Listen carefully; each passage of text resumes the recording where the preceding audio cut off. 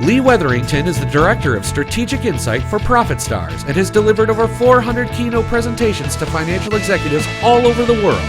And now, please welcome to the stage, Lee Wetherington. A Duke alumni friend of mine said this. He said it out loud. I couldn't believe it. I was very excited about it. He said, Apple is not in the business of gathering your data. He said Apple Pay specifically doesn't know what you bought, where you bought it, or how much you paid for it. That means that Apple's not going after your data. And the bottom line here is that going forward, payments is really not the key thing. The data about the payments is the key thing.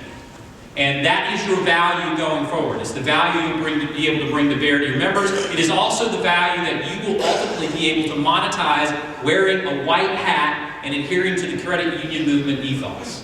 That's what's exciting, okay? They're not going after your data. That differentiates Apple Pay from Google Wallet, who is all, the last 3 versions of the Google Wallet, the transactions were staged specifically to rob your visibility into the true final merchant of record for transactions on the cards that you issue.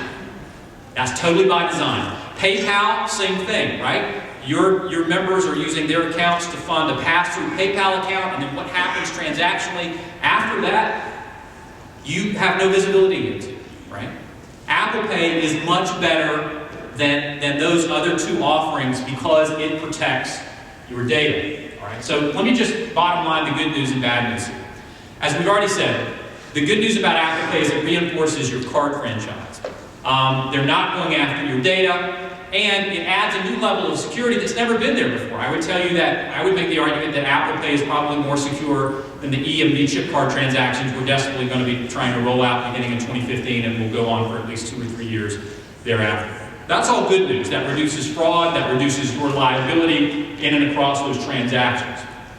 There's a trade-off as well, however, and that is that there's a new player now. What was a 4-party card system in an Apple Pay scenario is now a 5-party card system, and you're going to have to pay that extra party.